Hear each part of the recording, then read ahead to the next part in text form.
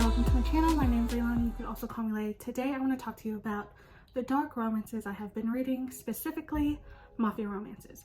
So this is some of the books that I've read in July, and I probably should have started telling you about it at the beginning of July because I kind of forgot some stuff.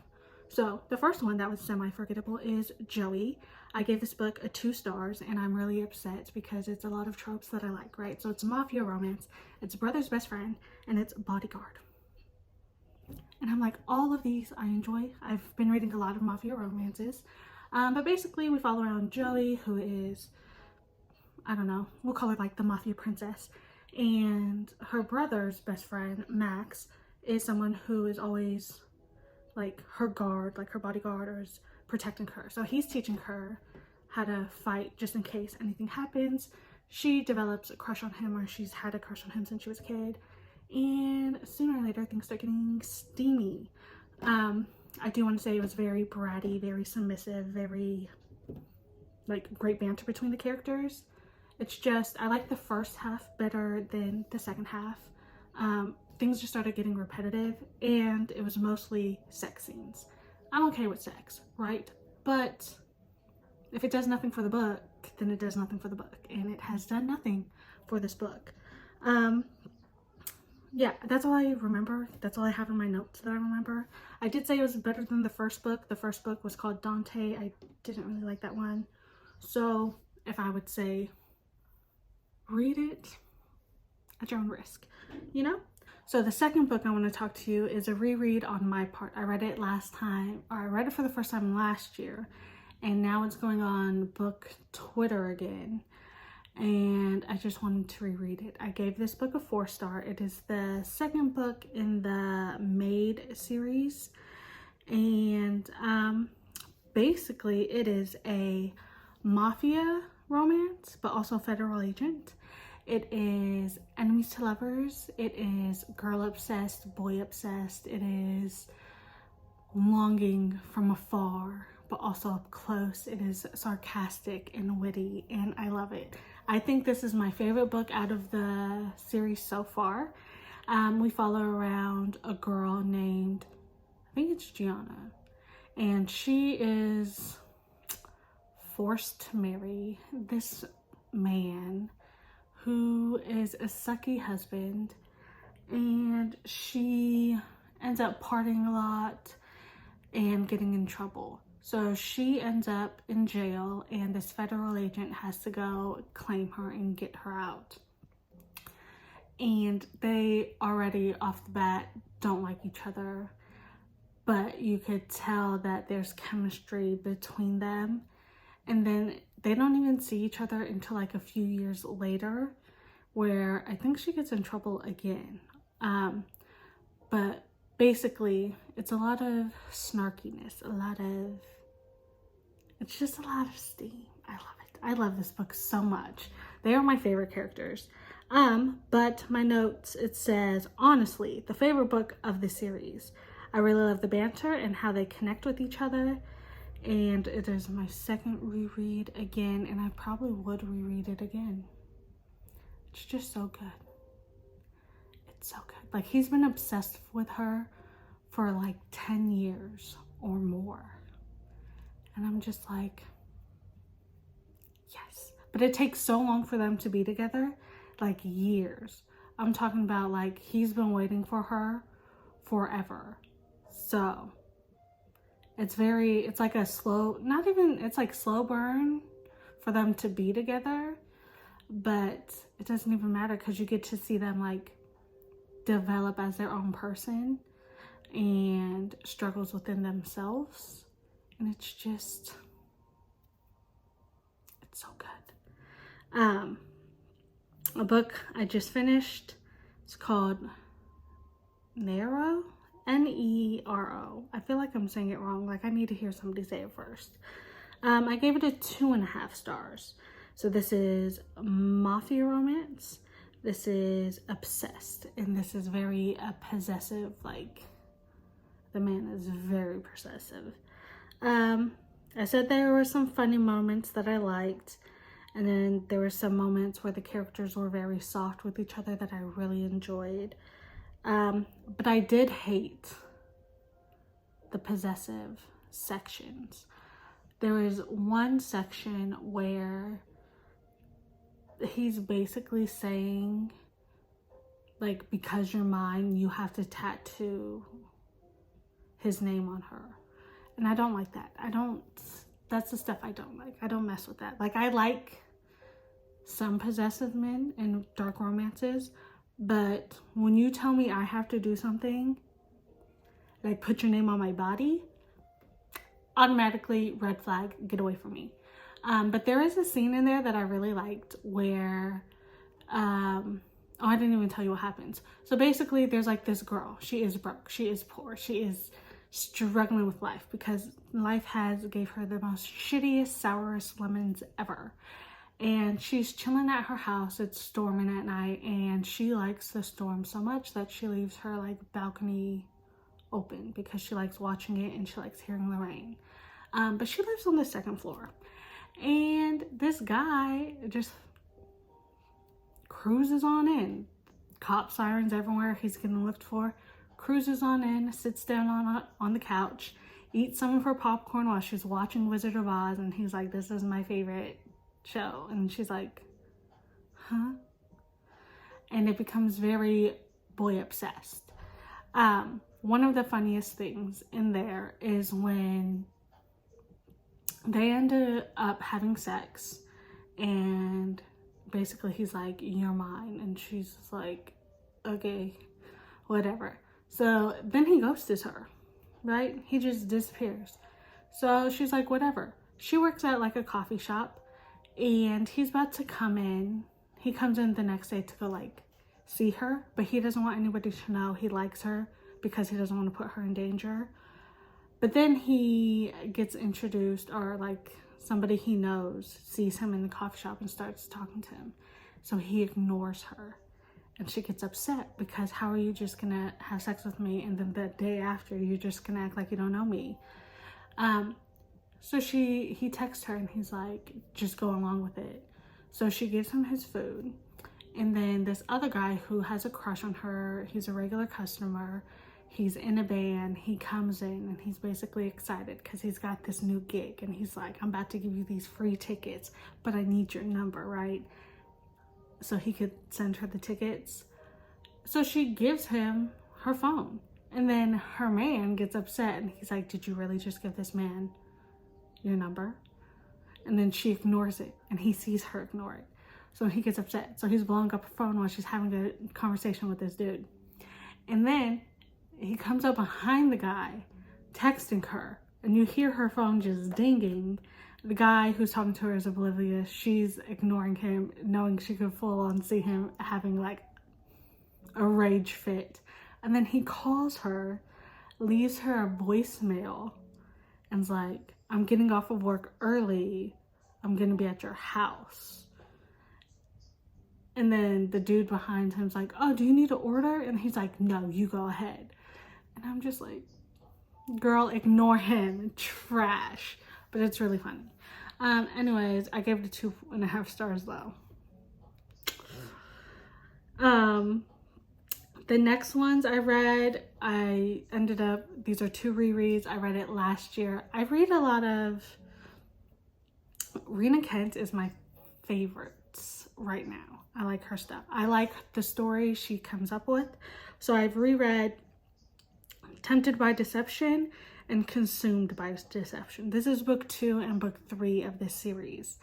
And oh, it's so good. It's just so good. I don't even know if I could tell you what it's about because I'm not even talking about the first one. But basically it's like Mafia Romance. It's Mafia Ballerina. It's boy obsessed. It's a lot of emotional baggage. It's memory loss. It's getting to know your spouse. It's getting to know your family. And it's like, the 3rd book is a redemption book. It's so good. It is so good. Ugh. I want to say I don't know if it's it might be my favorite series by her. There are some sections, like rereading it, I'm like, you could see red flags all You can see all the red flags. But then I'm also like, do I care? Do I care about these red flags? Probably not. But it is my favorite series so far out of all the Rena Kent books that I have read. And yeah, and it's probably mostly because I think the second book is my favorite book because I like the dynamic of the ballerina aspect. And it's just, oh, when you get characters that you hate, and you see them get hurt, and you're like, shouldn't have done that. Karma's a bitch. That's how I felt. But anyways, I would recommend this series. Just know, look for triggers. Trigger warning. Triggers.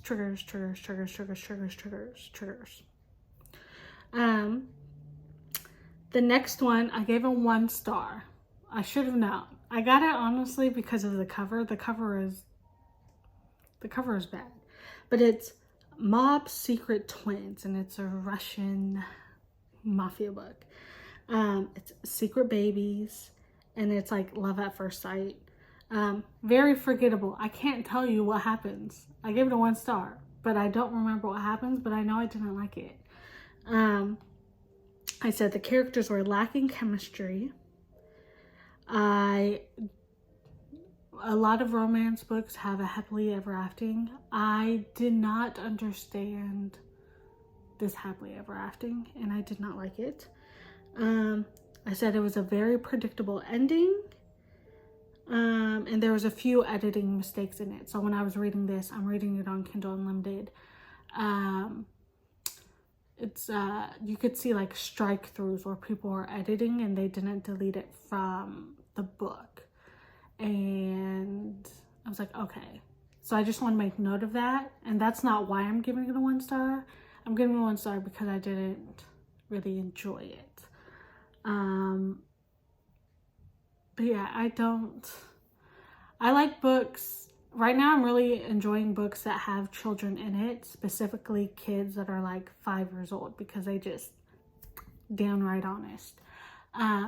But on the cover there's like 2 babies, like 2 twin babies. But no, it's like 5 years later after like, I think it was like a one-night stand, and she has these kids. They're 5 years old. And if the light changes, sorry. But the sun is shining brighter. Yeah, it's a 1 star. I would say skip it. Skip it. So the next one that I have is Sinful Hearts. It's read as a standalone, but there's like a lot of books in this series, I think. It's Mafia Man and a lawyer. It's enemies to lovers, it's good chemistry, and it's dark secrets, and it's steamy scenes, and I really enjoyed this one. So I said I love the characters, I love the chemistry, love Hades. He is the main guy in it, and I really like his protective side. What I did know is there's too many characters in this series, or not in the series, but in the descriptions, to the point where I was like, do we need all these characters in here? No.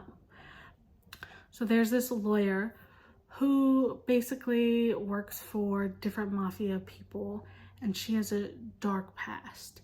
And she is, I want to say she was like 26, 27, and she still has her virginity, and her goal tonight, she has to go to like this sex club with her boss because it's owned by one of the clients.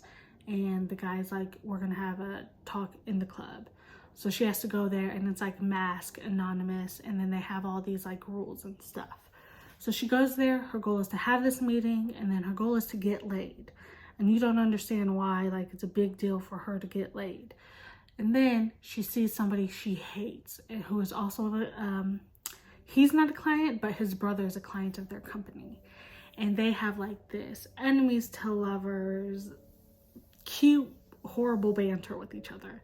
Like, they be talking mad shit about each other. She ends up banging him.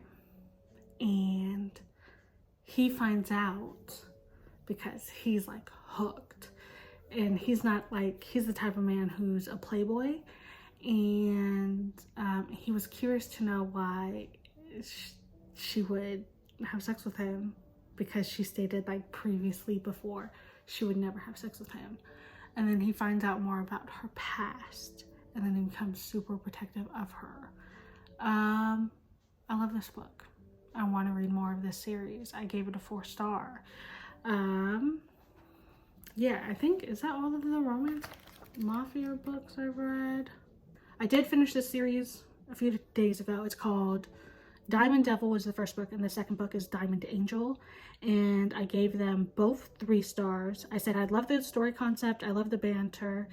Some of the logic with the characters, thrown out the window. Honestly, throw it out the window. I'm like, I don't understand why you did that, but do you? But it's a mafia romance, it's sister's fiance, it's secret baby, it's a runaway bride. It's so good. So basically it's this girl, and she is upset. Her and her father just had this big ol' horrible fight, and she's blowing off steam at night. She's running around like the track. It's later in the night, and she's going back home, but she almost gets hit by this car, and the guy jumps out and is basically yelling at her, calling her stupid. Like, why would you run without, like, why would you cross the street, running across the street at night without looking? And then they get into this cute little bickering fight, and they have a one-night stand. But she's like, if we do this, I want no names, no phones, no phone numbers, no nothing. So they have this one-night stand, and then they start thinking about each other.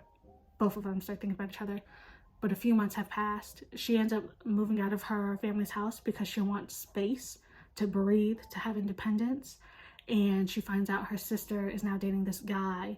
And then they get engaged like 2-3 months in their relationship. And her sister hasn't like really talked to her about anything, even though they talk about everything. And she's like, oh, our engagement party is this week. Please be there. So she goes there. Turns out the person she slept with is now the person who is engaged to her. Like, her sister is engaged to the one night stand, and that same morning she finds out she's pregnant. So she tells him during the party, and then the guy is like, okay, we're gonna tell your sister we're not gonna get married. And then the response is, no, we're not gonna tell my sister anything, because she wants to make sure her sister's happy. Like, there's this whole, like, I don't want to say it's insecure. It's this whole feeling of like, I don't want to be a burden to my sister. I want my sister to be happy. She deserves all of the happiness. And if she's in love with you, she deserves to be in love with you. And he's like, no. Like, he's like, well, this is my baby as well. And she was like, no, when I have the baby, it's mine, and all this stuff. But then during the engagement party, the people that he is having, like his rival, ends up blowing up, or like a shootout at the engagement party, and kidnaps the fiance and the dad. And it's just a lot. There's a lot of grief. There's a lot of action. There's a lot of non-logical things. But the second one is very cute because it's like 5 years later. Because I don't want to spoil it. But I do like this duology. I like the story concepts a lot. So I'm probably going to read more from this person. I'm trying to find more romances that have kids. Do I want kids? No. But do I like reading about kids and how they put adults in their places? Yes. So those are the romances, dark romances, mafia romances that I've read in the last month. If you have any suggestions, bring them to me. I have Kindle Unlimited. This is where I'm reading all of my mafia romances anyway. So if you're interested in reading them, it's all on Kindle Unlimited. So yeah. Talk to you later. Thank you for watching my video. You can like and subscribe if you want. I'm not going to tell you what to do, but it would do me. It would do me? No, that's weird. It'll make me happy. Thank you very much. I'm just going to sign out. Goodbye.